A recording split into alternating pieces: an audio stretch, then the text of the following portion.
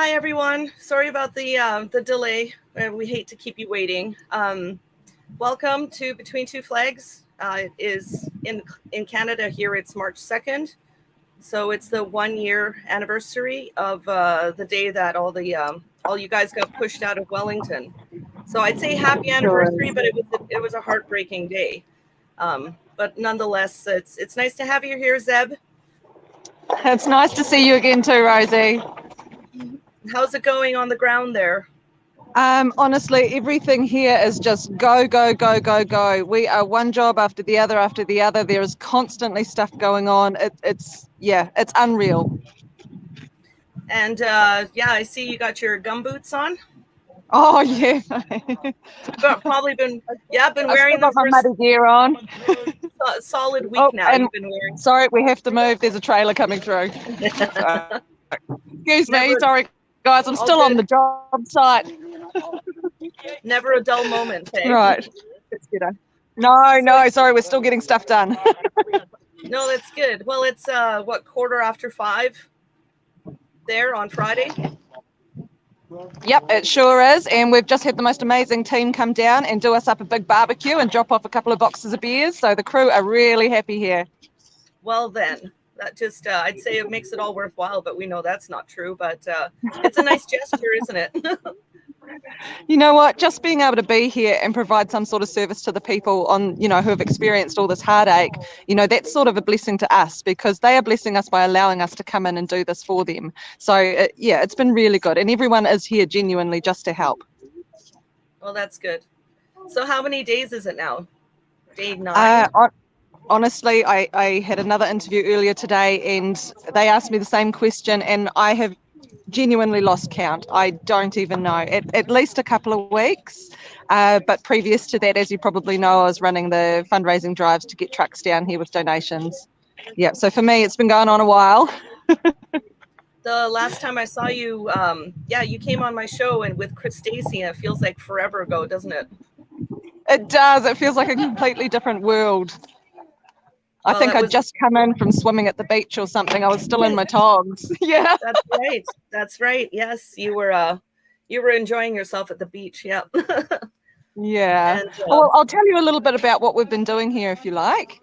Yes, please. Yeah, so we are here in the small community of Pakowhai in Hawkes Bay, which has been one of the ones that have been really hit by Cyclone Gabrielle that came through. Floodwaters, above ceiling level. We worked on a property yesterday where a couple were, they had to evacuate the first floor and go up to the second story because the water had come right through their first story. And then they were on the second story and had to evacuate out onto the roof. And they had a lot of issues being rescued. They were out on that roof for 8 hours in a cyclone. And we were so glad to be able to go over there and provide them with some help. Today, we've been working at 2 different properties, which we've whacked out so fast. We've had a team of 40 to 50 volunteers that have turned up. And we've got a couple of diggers with us that we've hired thanks to the donations that have been coming through. And we were able to get those properties whacked out so fast. It was just amazing to watch. And the guy at this property here, he's an elderly gentleman in his probably mid to late 70s. And we can see some roofing iron on top of the second story of his house. Oh, sorry, first story house has the roof. And there's some roofing iron that's been pulled up. And with a very teary face, he told me the story of how a private individual kayaker who just happened to have tin snips in his kayak going out looking for people who needed to be rescued chopped him out of that roof to get him out. So oh my, it's just, there's heartbreaking stories everywhere. I cannot even count the number of property owners that I've met and they have just been bawling their eyes out of the heartbreak that they've seen when we've turned up. And then at the end of the day they're bawling their eyes out again, but they're crying out of tears of thanks. So these tears of heartbreak are turning into tears of thanks, and it's just so beautiful. I mean, when we first arrived here, there were literally piles of dead cattle and dead sheep on the side of the road. One of the piles really got to me because it had a dead sheepdog on top of it, and it really sort of resonated with me. It was so hard to see. Thankfully, the area we're working in, a lot of the dead animals have now been picked up. However, there are still some here and there covered in maggots and stuff. It's definitely not for the faint-hearted out here. And another thing that's really interesting that I've noticed since being here is, just 5 minutes up the road is the big city of Hastings. And being in Hastings, sitting in Hastings, you would never know that all of this is going on just 5 minutes up the road. It's like you step out of town and you come out here and it's like the apocalypse. It's no man's land. There's, everyone drives through roadblocks. Nobody cares.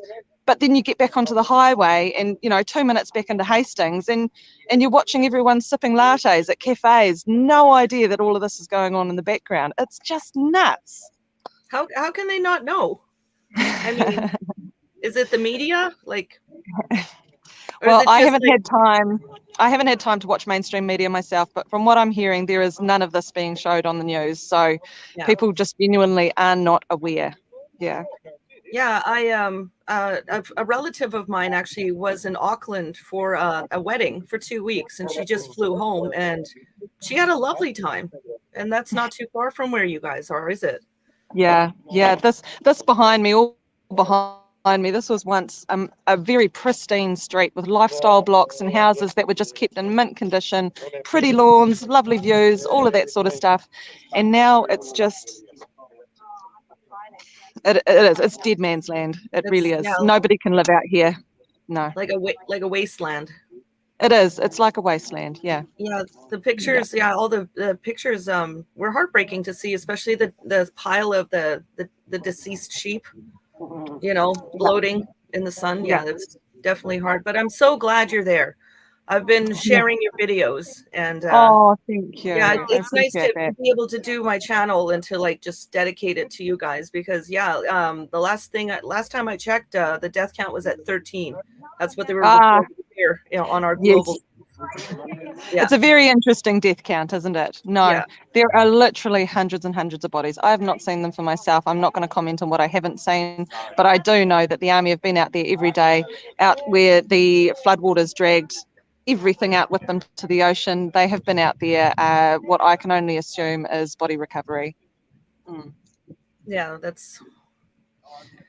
so how are you keeping your spirits up?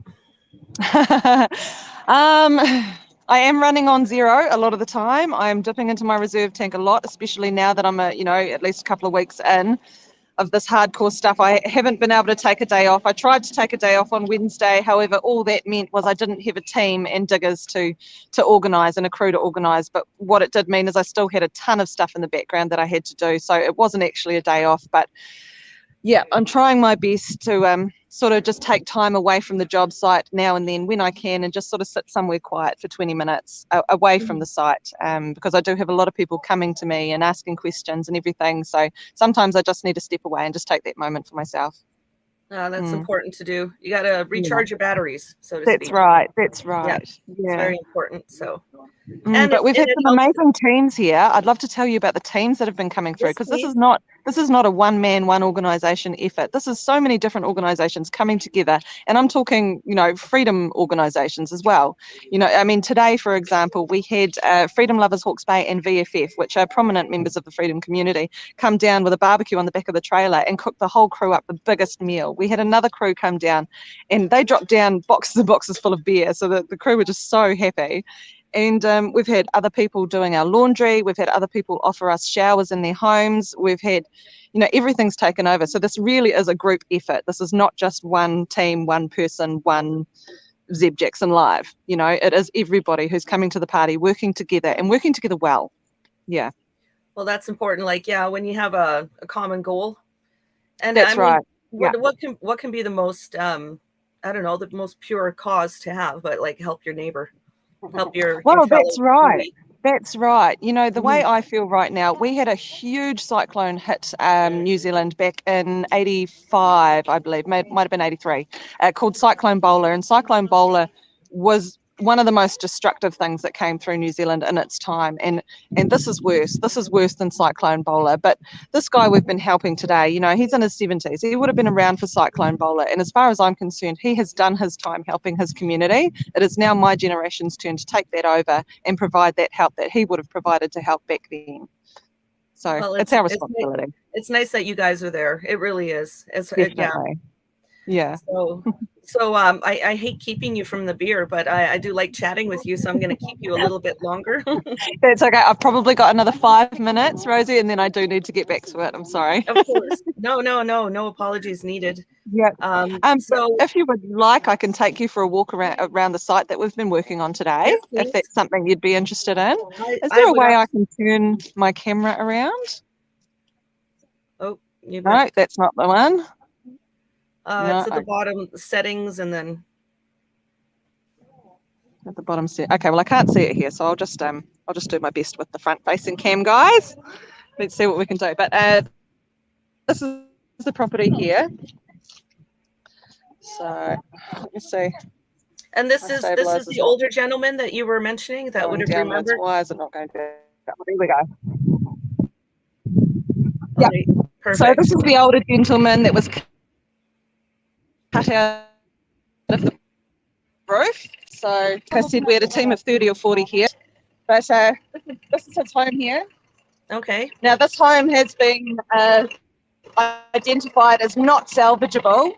I'm sorry if the internet cuts out a bit, but it's okay. Yeah, not salvageable home. So we've just left it. We haven't diverted any resources there.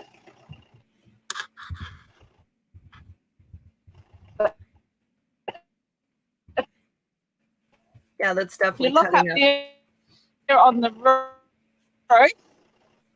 So if you can see it, just by the chimney. Yep. So we managed to clean out this shed for him over here. Well, that's good. So,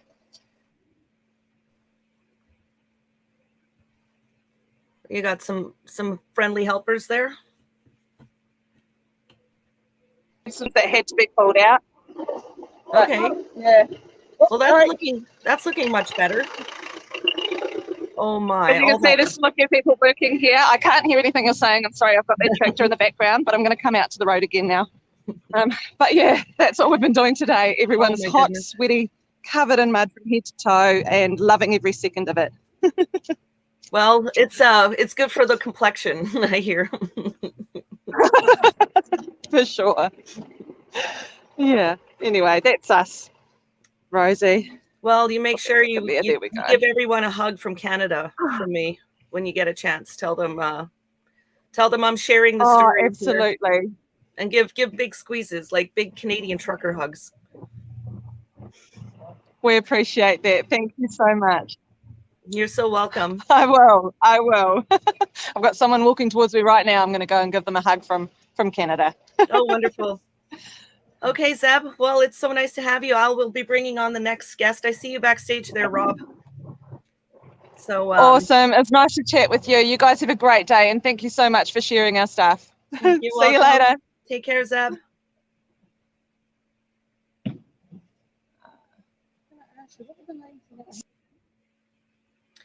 Hello, your name is Robert. It's nice to meet you. Or Rob. Yeah, there you are. Hi, Rob. Hey, how's it going, Rosie? Not too bad. How are you doing? Yeah, not too bad, not too bad. And just let me, I'm just going to unplug that speaker. Okay, how we going? I watched your video the other day about the dam. Oh, yeah, okay. Yeah, it was really good. I don't know if you've got an ability to share your computer screen, or I do. Pull up some of that video. You can just go backstage and I can pull it up and we can talk about that. I found it fascinating. So I like so yeah, for our guests, I guess what's Whakatemoana? Is that how you pronounce the name of the lake? Waikaremoana. Whakatemoana. Okay. Yeah. All right. I was close, but really not that close. You did well, babe. You did well. All right. Whakatemoana. Yeah. Waikaremoana. Waikaremoana. Okay. Yeah. Okay. So the lake is just northwest of the flooded area. Yeah. Kind of towards the center of the North Island is what I kind of saw from your maps, which were really, really handy.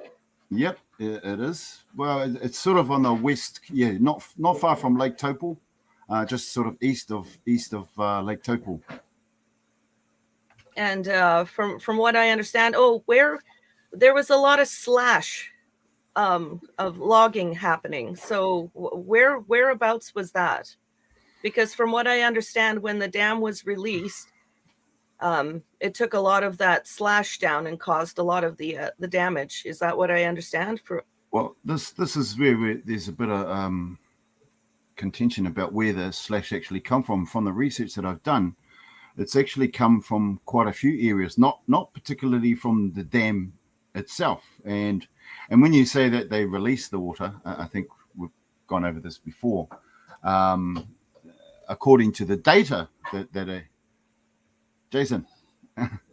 We still can't hear us. Yeah, we were having technical difficulties. That's why we started late. Oh, I can hear I can hear you now, Jace. Can you? We can hear him. Can you hear us now, Jason? No, hello. I changed my headphones.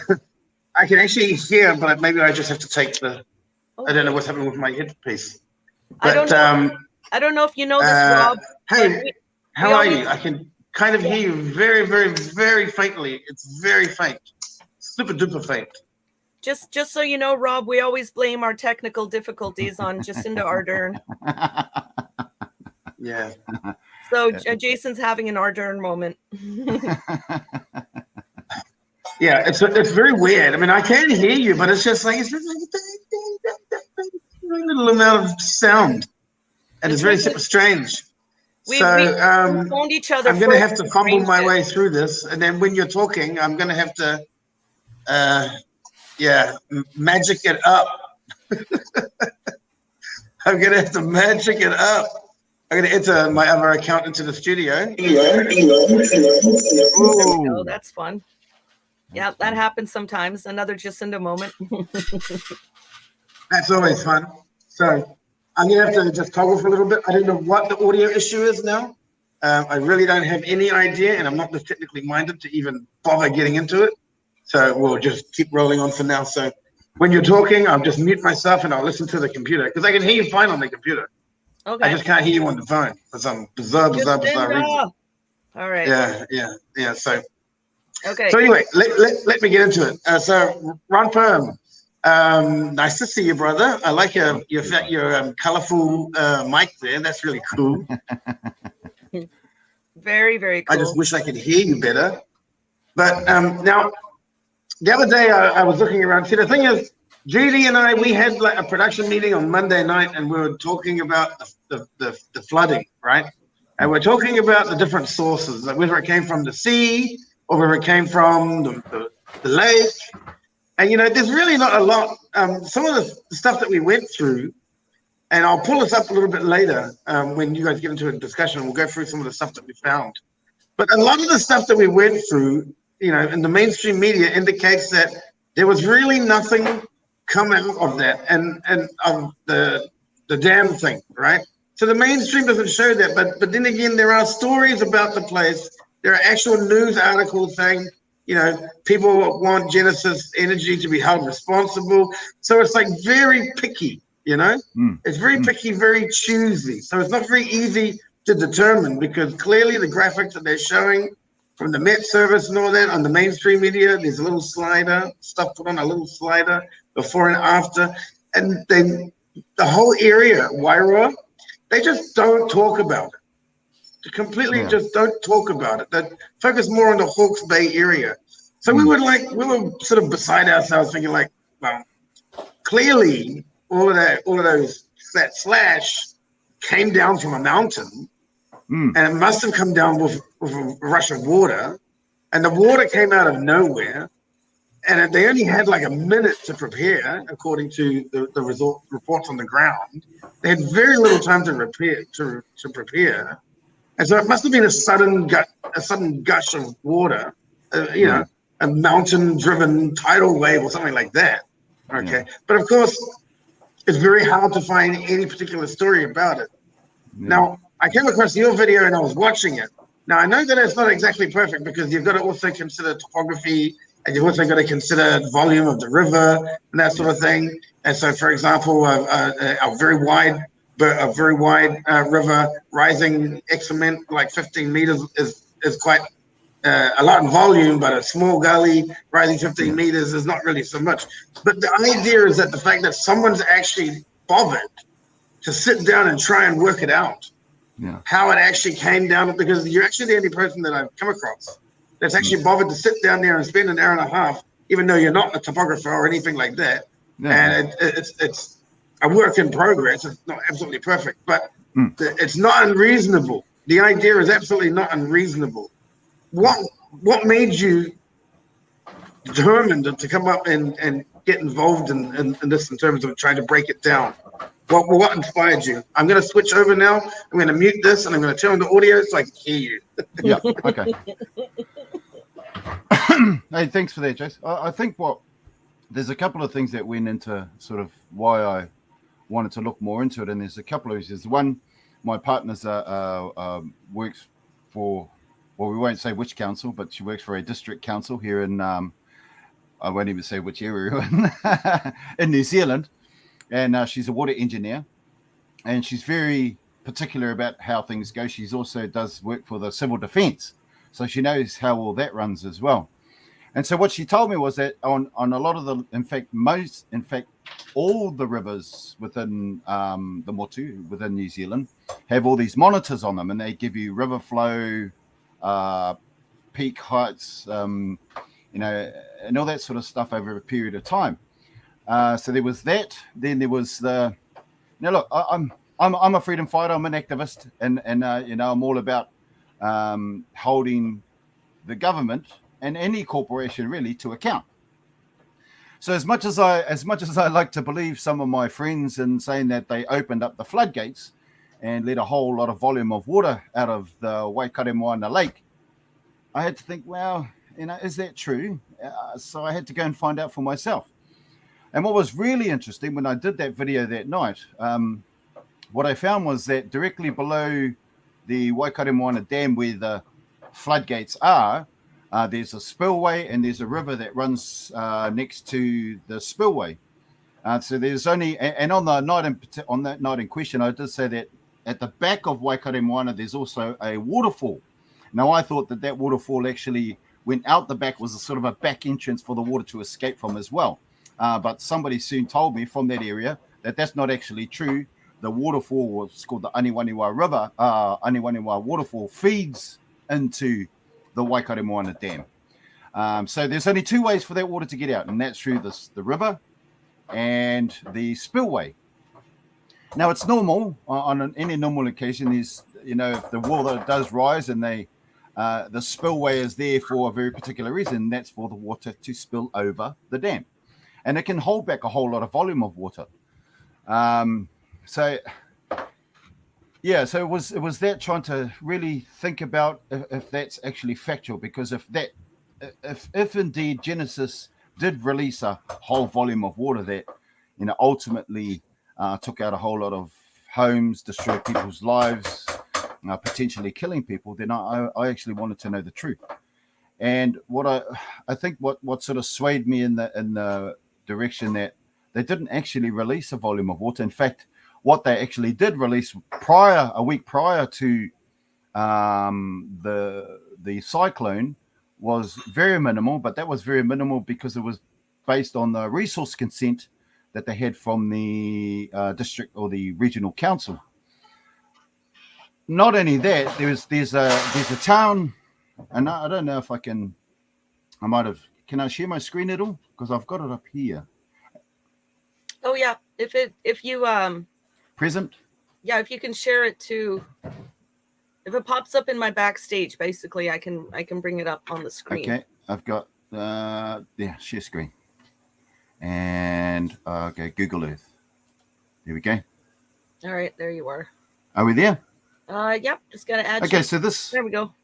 Yep. So this is Lake Taupo, and over to the right here is Lake Karemoana. Karemoana. Yeah, this is Lake Karemoana, and if we look further in, let me just see it. This down here is the inlet that the water is released from, and on the right-hand side here is the spillway. So the water can only exit from here and from this point, depending on how much they release. Now, this feeds this pipe here, which is the what did they call this? The rush pipe or some bloody pipe, right? And this feeds down to this power station here. So if indeed they did release a massive volume of water, the very first place it would go is down into this lake and sort of take out this power station if it was to be released in large volumes, because the river runs down, where's the river? Down here somewhere. Oh shit, I can't find it. Anyway, so it has to go down into this lake here, and then from here, it then has to fill up this one and come out these pipes and down to 2i power station. Now, here's what's really interesting. As you can see, there's a village down here. Yeah. Now, I had someone contacting me on the night that I was streaming, and they said, hey, man, we're over here at 2i Village. They were actually getting sick and tired. So somebody tagged them in it, obviously, tagged them in my stream, and they told their friend, look, don't tag me in this bullshit. They weren't obviously aware that I was actually trying to either prove or disprove what was being said. But they said, bro, we stay in this village, and then obviously there's about, what do you say, about 60 or 70 people in this village. Now, if they did release a massive volume of water, this probably would have been the first township to go. And it didn't even raise the water. And they were saying they were getting sick of hearing the stories that that this massive volume of water had been released. So my take on it after all this research was that it didn't actually, they weren't solely responsible for the release of water. It was, I mean, if you apply logic to it, you know, you've got all these rivers. There's heaps of rivers. There's hundreds of them, literally hundreds of rivers that feed into the Wairoa, Hawkes Bay area, you know, head down here. They all end up down here. At some point in the morning, it all rushed down this river here, obviously coming down really fast, didn't make the bend, you know, going too fast, way too fast, didn't make the bend and spilled over this bank here. So, yeah, you know, My take is that they weren't solely responsible, if at all, and that my take on it, especially with one of the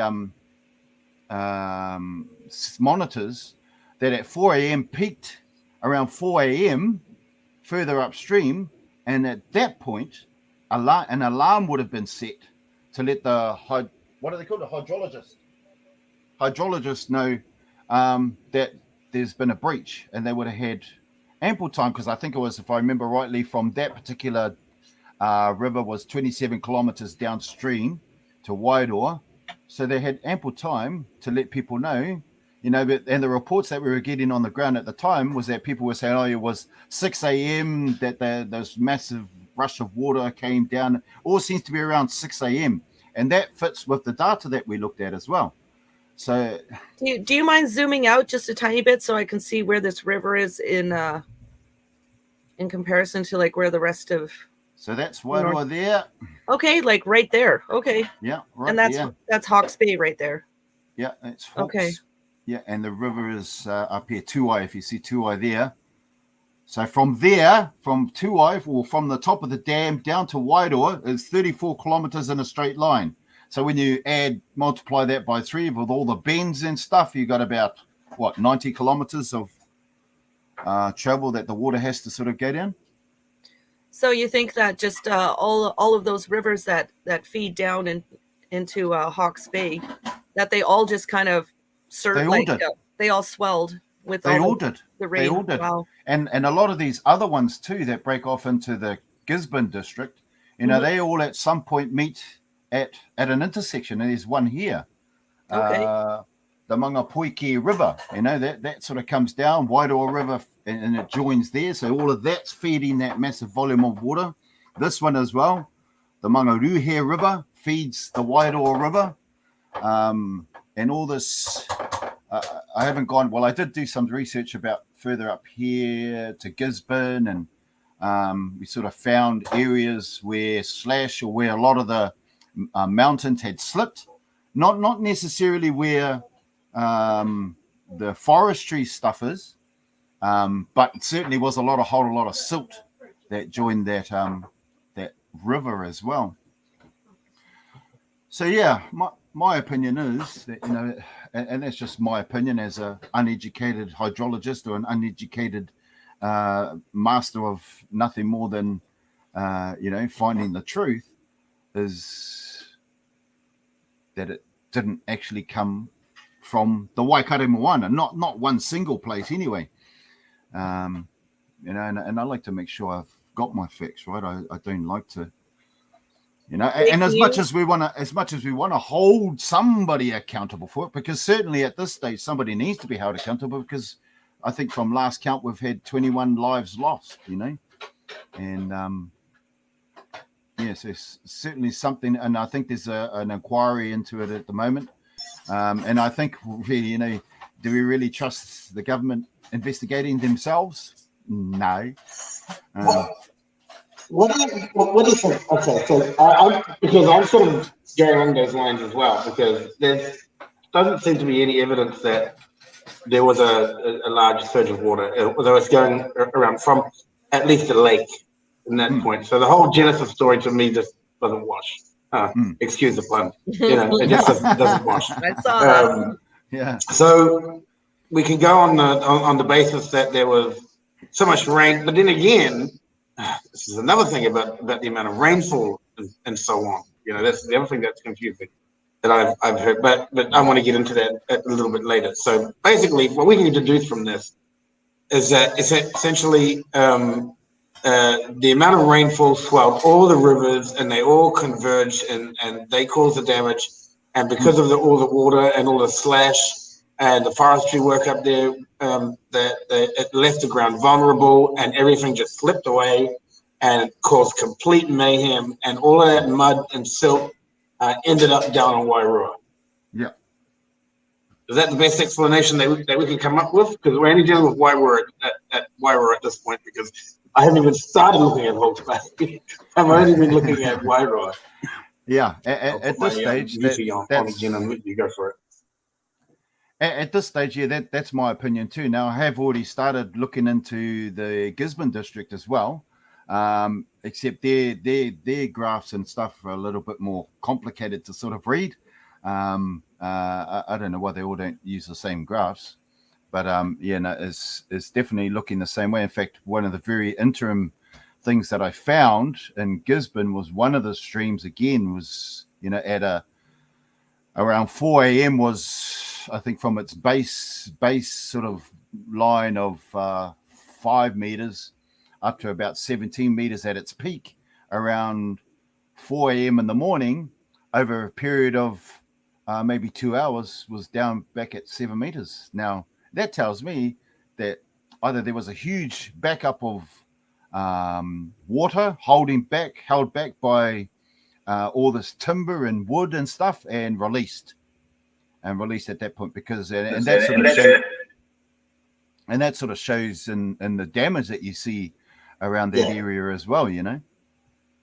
I'm more inclined to go with that as well. The fact that all the timber came down and there was that much pressure, and yeah, it would have been. I mean, it's like, remember that old TV show? I can't remember what it was called.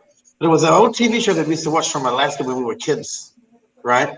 And it was like a life in a logging town, right? And they used to do all the logging in the trees. Like, this is when I was in primary school and stuff, you know.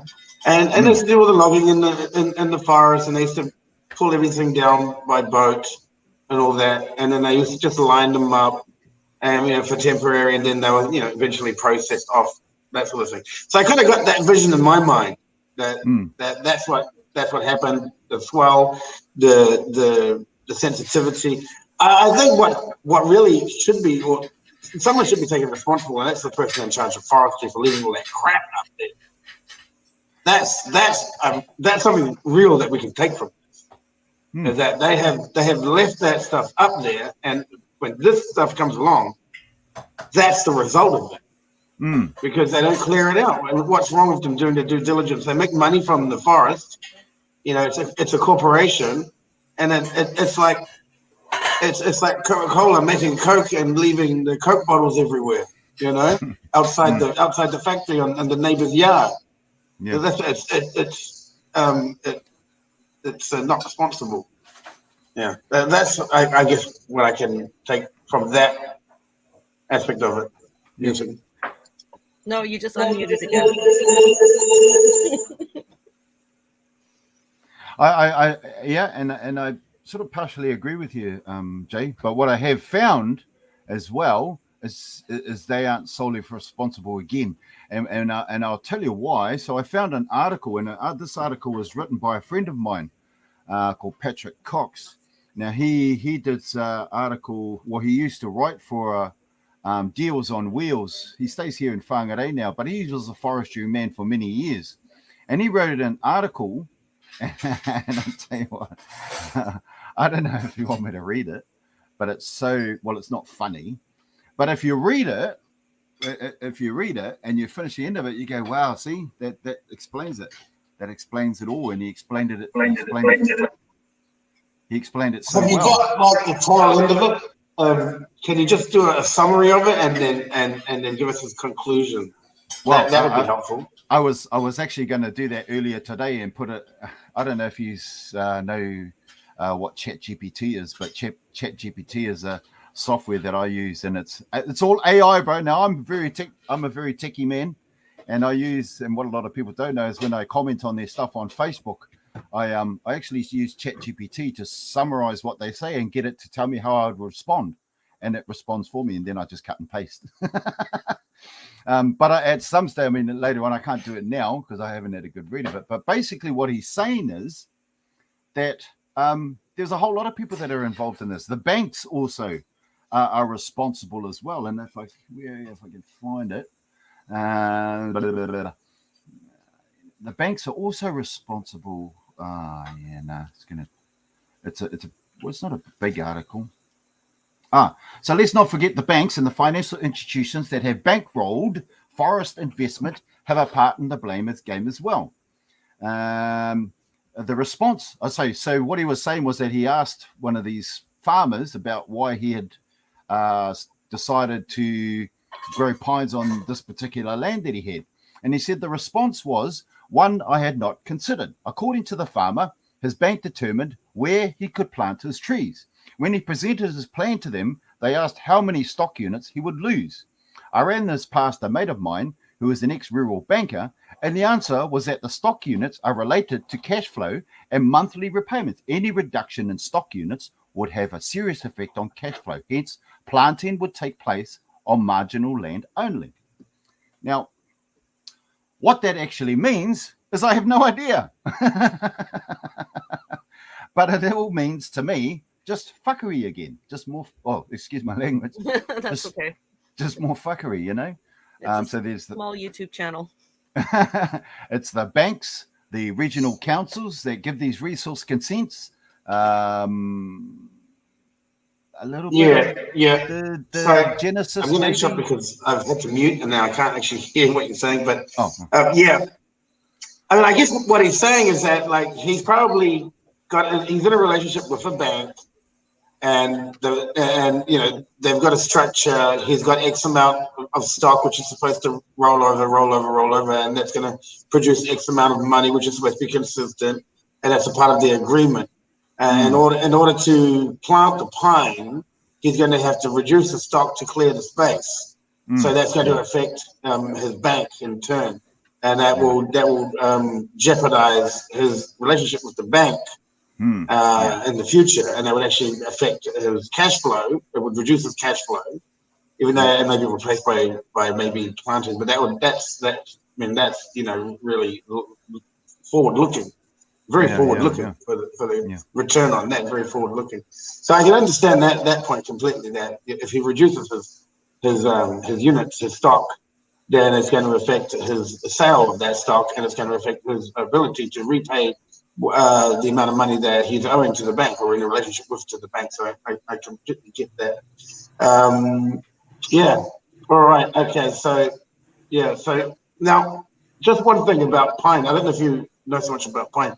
I've heard a lot about pine, and from what I gather, aside from people who work in the pine industry, there's a lot of people who are actually don't like pine at all, and there's a lot of flack on pine. From your knowledge, what do you know about pine and the advantages and disadvantages of pine? More so the disadvantages. Well, I don't know very much at all. Only what I've been told, and one of them is by Patrick Cox and my partner as well, who's with the council, and don't hold her against her. You know, it's not her problem, or not her fault. But what she's saying is with pine is a very shallow-rooted tree, so it doesn't go down very far. So when you have all this rain that washes away all the dirt and silt from it, then it's then left bare-rooted and it just slides down the bank. Also, from what I was told also by Patrick, was that pine itself is you know, it damages the land that it sits on. So after 2 rotations of pine, it's no good anymore. The land's no good. It's damaged. It's screwed. You can't use it for shit anymore. You know, so basically that's about the length of my knowledge when it comes to pine. But I've heard so many people tell me that, nah, man, they shouldn't be planting pine. It's shit, you know. Coming from a Canadian, we've got a lot of pine here.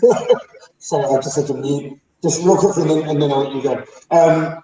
Yeah, so what I understand about pine, and I've heard this from my friends as well, so I haven't looked at it and read any research into it, but it's acidic, it's like a noxious weed, again, that, it's shallow-rooted, and it ruins the land long-term. But the problem is that there is a fuel agenda, and this is related to Miles' point, that they instead of using oil, they want to use the pine to create the jet fuel and alternative fuels. Yeah. So this is why they're marching ahead with pine, even though it's supposedly the properties of pine trees are really noxious to the environment and not noxious to the earth itself. Go ahead, Rosie. I'm gonna mute again.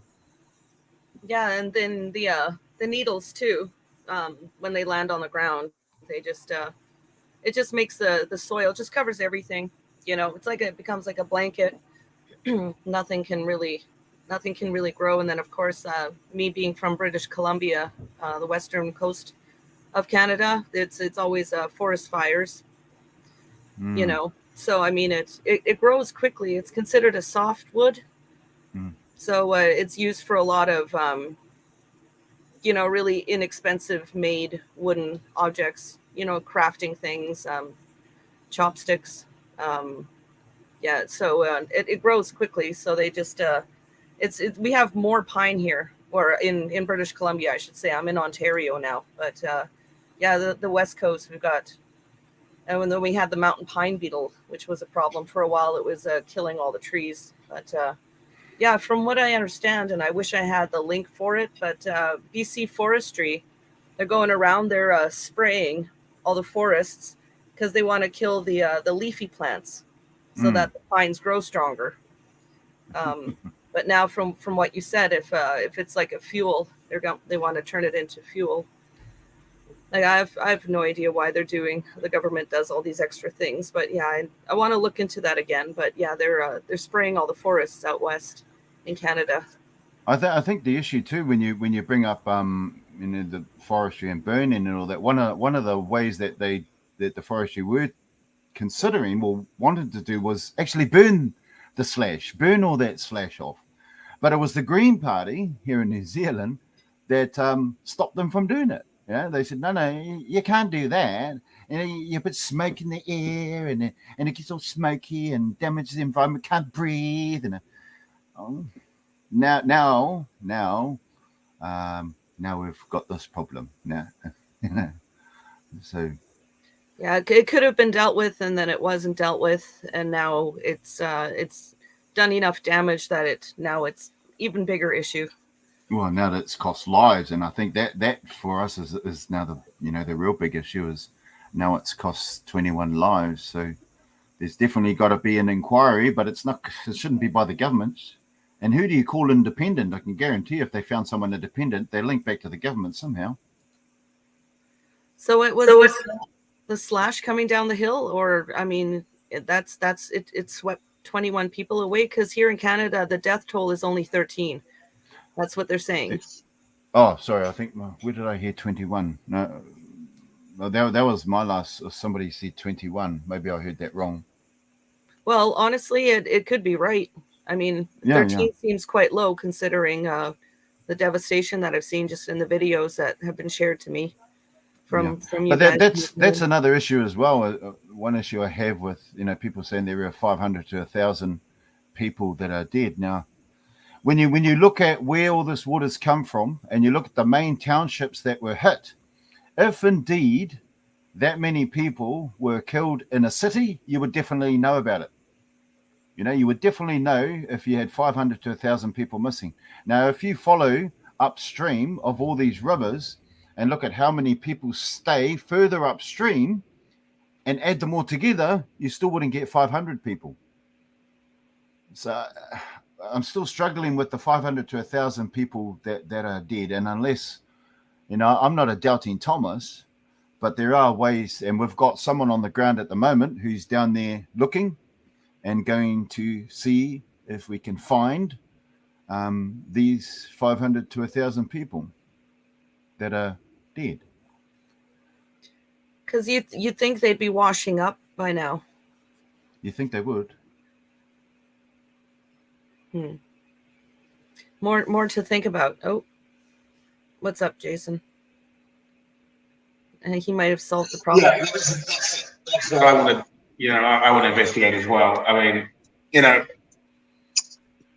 don't want to make something of the situation that isn't really what it's supposed to be. Like, there's so many rumors flying around, and that's really dangerous because there's also a lot of misinformation flying around, and it could be sent out by anybody. It could be from enemies of New Zealand. It could be overseas influence. It could be local. It could be local people who just have a gripe about it, and it could be just a bunch of hooligans having a laugh as well at the expense of because there are narcissists out there. Yeah. So there's a lot of misinformation that we really want to get out of that area, the realm of misinformation. So the idea, because there's these posts and all that trending that there's we've run out of body bags and all that kind of stuff. I'm not saying that these people are lying. Absolutely not saying that these people are lying. But of course, we need to see that you need visual evidence that that's actually happening. Talking about it, I mean, they may be trying to be sensitive to the families and to the community and all that. That may be a reason why they haven't shown this evidence. But at the same time, when you make that claim, you've actually got to back it up by visual evidence. Yeah. That if you're going to walk in, you don't need to show the dead bodies, but you can walk in and you can just. You don't have to do it live. You can take a camera recording and then you can mosaic it over if it's really, but you can at least see the volume. And you're right about the bodies being washing up in the current, Judy. You're quite right. They could be under the mud, and that mud is so thick they could literally be under the mud. They may not have washed up to sea at all. Yeah.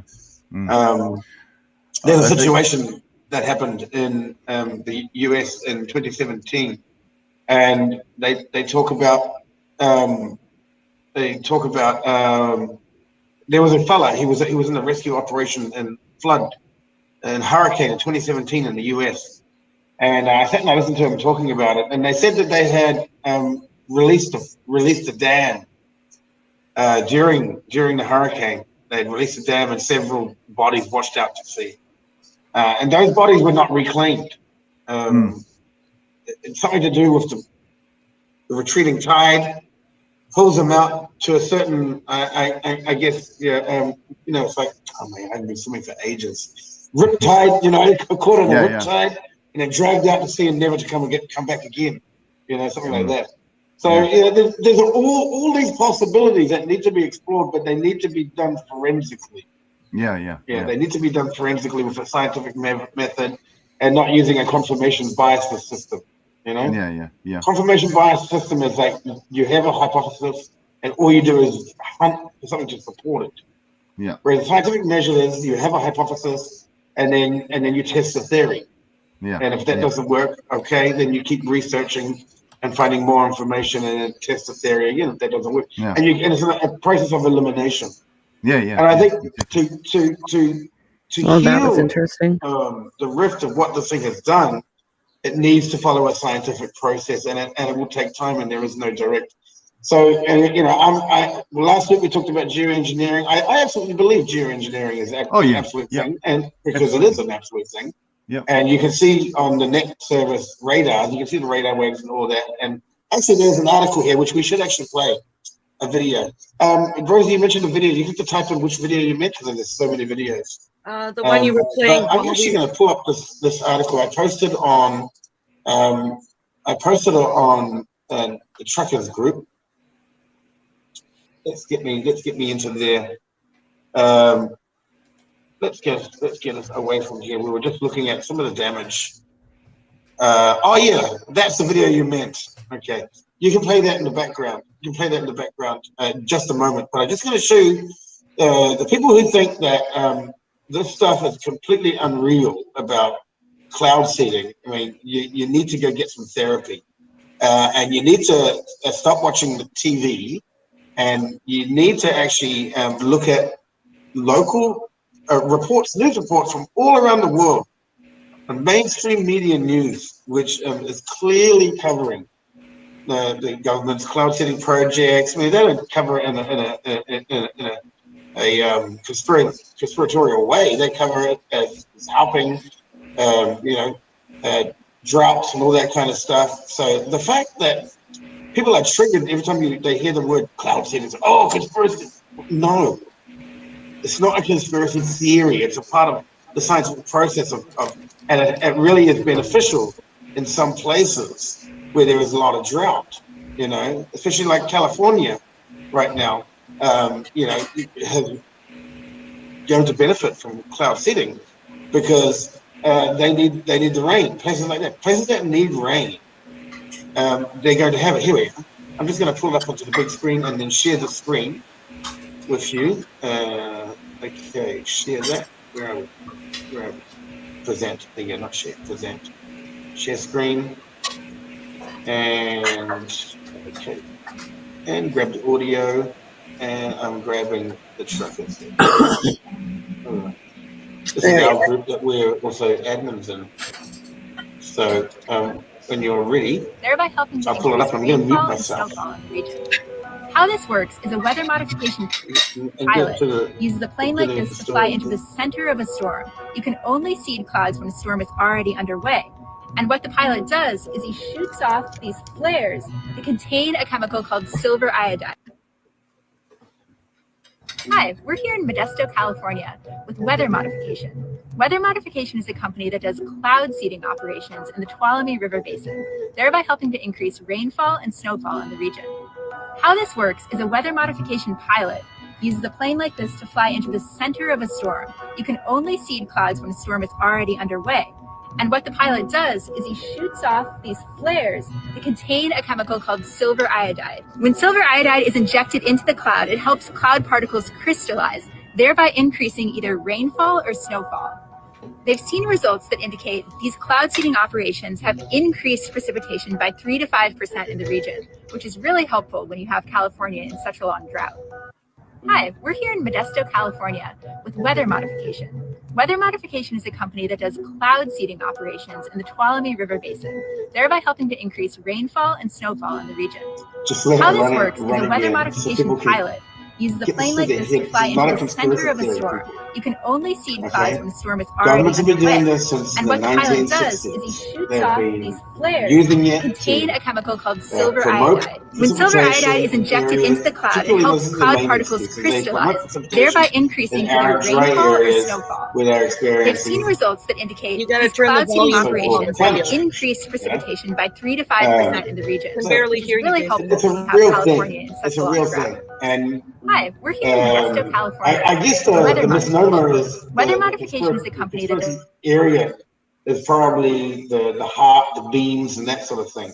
But that's also well documented. So people, all they need to do is just sit down, and if mainstream media is covering it, and your own mainstream media is denying it, then you got to think that maybe the geographic area is compromised. So people who are running the media, the geographic area is compromised, and trying to make it continually appear to be a conspiracy, because it's clearly not.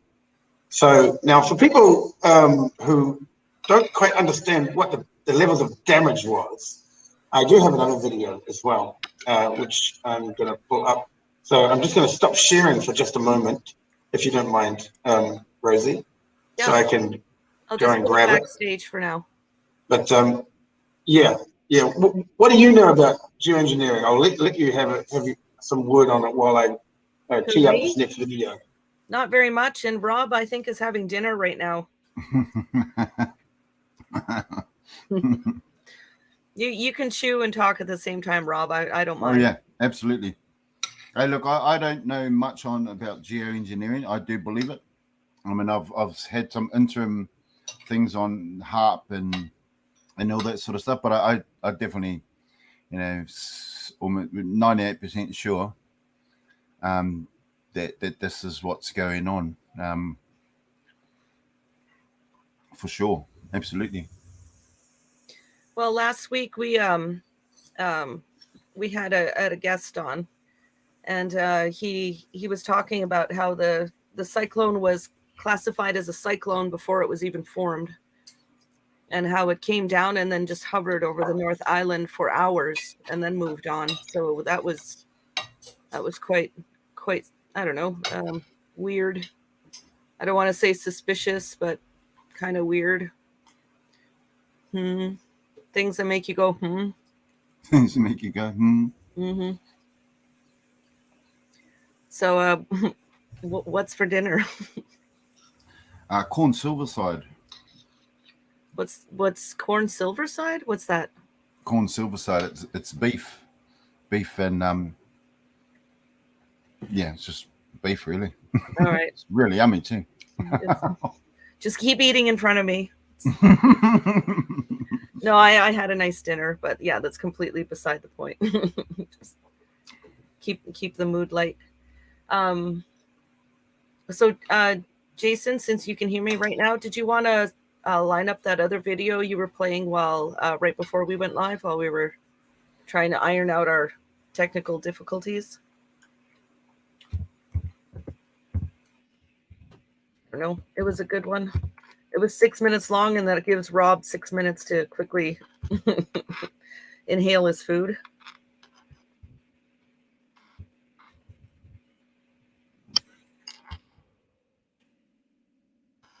Sorry, guys. Thank you, by the way, for joining us tonight. If you haven't subscribed already, feel free to subscribe. It means a lot. So yeah, I've got that video lined up now. So yeah, now for the international audience, there's not a lot of news in New Zealand about this, and this is the part of the worrying part about it. They just, like, we were, Rosie and I, we did a production meeting on Monday night. I think we went about 2 hours, and we went over all different news articles from all over the world on it, and it really, you know, played it down, and you didn't see a lot of this footage. Maybe one, I think it was like the Weather Channel or something like that, was the only one that really showed the true devastation.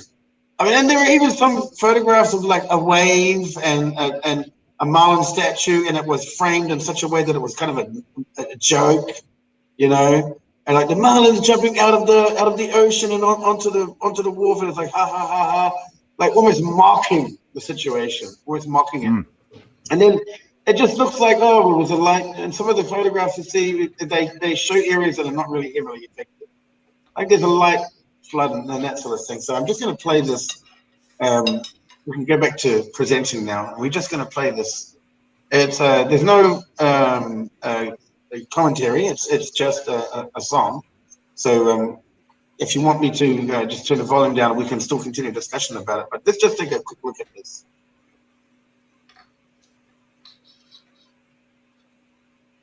It's missing the music. You take a look at that. This is just amazing. You know, the amount of silt that has come off the mountain, from the mountain. And some people are saying that maybe, there's a tsunami. So we're talking about that as well. So that's the word that it came from the ocean. So we have to look at that as well. If it did come from the ocean, we have to forensically, scientifically look at it, and you'd have to actually measure what's inside of this mud. Is it sand, or is it pure silt from the mountain? So there's scientific ways to look at this, and that's going to take time, and it's a process to get through all of that. So whereabouts is this? This is I'm sorry, Hastings, or where am I looking at right now? The video is well, obviously it's from the flood area, but yeah, that's just phenomenal. All that needs to be removed. What happens with it? Does it get, like, is it any good? You can't really use it for farming. It's basically dead dirt, isn't it?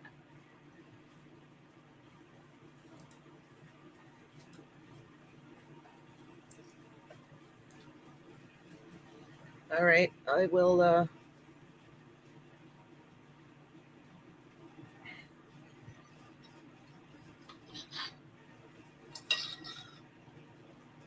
So what happens with all that dirt? Where does it get taken to? Is there just you guys building a new mountain, or? Here's what I know, and what I've been told about all the silt and stuff that's there. Now, Mother Nature's been doing this for years. Every year, I think the last flood was back in 2018. And if you look at what grew down there since 2018, if you take away all the people that live there and you just leave the land, Mother Nature actually does all this all the time. And actually all that soil down there, that's why they call it the fruit bowl of New Zealand. The reason why that's all so rich down there is because over time, all that silt that she brings down into the valleys and onto all that land, is over time it ends up regenerating the soil and making it rich to grow in. So it's actually really rich in growth. That's why they call it the fruit bowl of New Zealand. And it's because we've decided to live there, and this is what's caused a lot of the damage. Well, that's why we've had so much of a disaster. That was what was told to me by another scientific friend of mine. So, like, just having moved there and living there, it kind of, you bring it on, not bring it on yourself, but you kind of built your house somewhere where this happens more often. Yeah, that's my take on it, and it's emphasised even more. So I stay out on the Tutukaka coast here by the beach, and you know, we got hit. We didn't get hit as hard. In fact, you know, in comparison to what happened down in the Hawkes Bay, it was probably just a backyard flood, little pool. But we did get some damage. And what was really funny is that on one of our beaches, where all these really nice houses are built, about 3 meters in from a lot of these houses, their homes are in danger of falling into the ocean. But why is that? It's because they built on sand hills. Now, who goes and builds their house on sand? People who want front yard look at the beach and with their really nice houses and really nice things. And it's so, you know, look, I'm not saying that it's man's fault. We try to coexist with Mother Nature. Just sometimes she gets a little bit pissed off with the way we're treating the land, the way we're treating her, and how we're disrespecting her and all that sort of stuff. So, you know, sometimes she's going to show a bit of a hissy fit, and she's going to tell all of us to go away. This is not how you're supposed to treat me. That's how we look at it in Te Ao Māori anyway. You know, we try to look after Mother Nature. Yeah, I couldn't agree more. Yeah, you get to a certain point. Yeah, just clean up after yourself and respect the land you live on and respect your neighbor's land. And yeah. What's up, Jason? Can you hear us now? Did you figure it out? Okay, so so I'm just looking at your mouse. You know what? My internet connection with my computer has been completely severed. It's completely off. it's gone. It's a red light. There's no connectivity to my computer at all now. There's no internet. This is a cell phone connection. This is completely different to my LAN. So my now, during that video, my internet was completely cut off, and now it's not restarting. Now, and it's got, it could restart in a moment, but it had, yeah. It's just weird how this stuff has been happening while we were approaching this topic. We haven't had any issues like this over all the series that we've done. But as soon as we touch this topic, boy, it's been interesting. It's been very interesting. And so we'll see how long it takes for this connection to come on. And I still can't, it's really interesting, bizarre. And it's kind of weird because when I made my documentary, DNA Bankers, in 2013, to release in 2014, I researched for about 2 years about this. My internet connection got cut for 2 months. I was in China. It was cut for 2 months. And I called the company, they were like, it's working fine. It's working. No, it's not working fine at all. It's not working. I don't get any internet. They're like, no, my computer has no internet, but my cell phone is fine. How's that? How's that? So if we can't do that, then yeah, I don't know. I guess it looks like our other guests have not been able to make it today. So that's been awesome. I've missed out on most of the conversation, but we've at least got the basis of the discussion on board. Now we've got something on the table. We know what we can look at. We know what is sitting in the realm of conspiracy and what is sitting in the realm that needs to be scientifically proven, if that is the case, if it's a conspiracy or not a conspiracy. But we can also look at some factual things that the evidence clearly indicates that there was probably a bit too much precipitation in the year that hit the mountains, swelled the rivers, the pines contributed to that and caused massive damage. Some people say there was a tsunami coming as well from an earthquake outside. There was an earthquake that day. I saw an earthquake that day. It was about 6.5. But I haven't gone into a deep dive into as to what time it happened. So we don't know. We don't know. There was an earthquake that day. I actually do watch Dutch Since, and he forecasts them every 5 to 6, 7 days out. He has his system that he works on. And yeah, so this crazy world we're living in at the moment. Super crazy. Crazy world. How's your connectivity and all that going on there? I'm feeling pretty good here. Yeah. You know, I'm doing great as well. The only issue I have at the moment is I picked up my youngest daughter from the far north, which is about a 2-hour ride this afternoon, and she's over there going, Dad, yeah, pick me up. I've only got her for a couple of days, so unfortunately, I'm gonna have to leave it. But I really enjoyed, coming on and sort of highlighting some things. There's a whole lot more we could sort of look into as well. And once I've done some more research and looked into it a bit more, I really am looking at trying to get down to Wairoa and Hastings and all that. We've already got somebody on the ground. I'm a drone operator. And I want to get my drone down there, but you have to sort of be self-sufficient when you go down there. And my partner's taking the van next week, so I'm not going to, unless my electric car. We've got an electric car, but it's going to take me about 7 days to get there, when normally it would take 12 hours because I have to stop every 100 kilometers to charge it. So yeah, unfortunately, I'm going to have to leave it.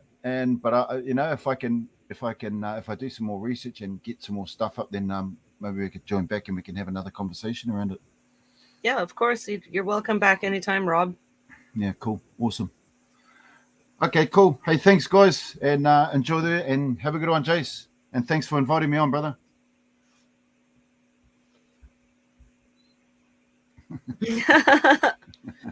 Tell them I say hello from Canada. Cheers. Thank you for coming on tonight. I really appreciate it. Sorry about the technical difficulties, but that's life in the fast lane, my man.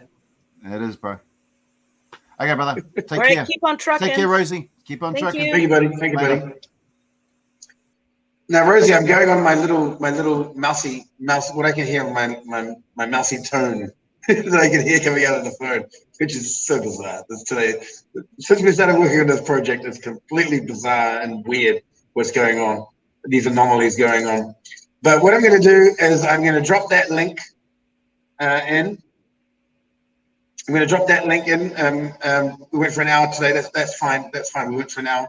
I'm going to drop that link in before we go off. I have uploaded that video to BitChute. I've uploaded that video to BitChute, so people can check the live comments. And once it goes off the live comments, I'll also post a link into the general comments as well. For people not all people want to use Facebook. Some people don't even like Facebook, and we rely a lot on getting our information from Facebook. So every now and then, and of course I credit the source that I get it from as well. So I'll post that even if I can. It looks like my connectivity's back. My connection is back. I had to restart the computer. So if things are happening really slowly here, so I'll let you close up. It's too slow, so I'll let you close up, and we'll have a little power after this, shall we? So Billy couldn't make it, and Papa Jones couldn't make it, and Daniel Rurich. I saw him in the Signal chat there. So, but I guess he didn't make it either. So I guess that's it. We can always reschedule if you want. Yeah, I guess we're gonna have to cut it early, guys. I appreciate you guys for tuning in. Thank you again, Jason, for being an amazing co-host. Thank you. Yeah, you know what I really need probably is to use something like Tor. I already use Brave, but the StreamYard, interestingly enough, doesn't work very well on Brave, and it needs Google. It needs a Google Chrome. So I'm wondering if Tor will do that. So I think we'll just have a bit of a test later on, shall we? You can definitely try that out. All right. So if we come up with something in between, we'll do another impromptu quick episode. But in the meantime, I guess yeah, thank you everyone who was here. And I guess that's it. So for this episode, keep on trucking. Yep, keep on trucking, and thank you everyone. So we'll see you guys real soon.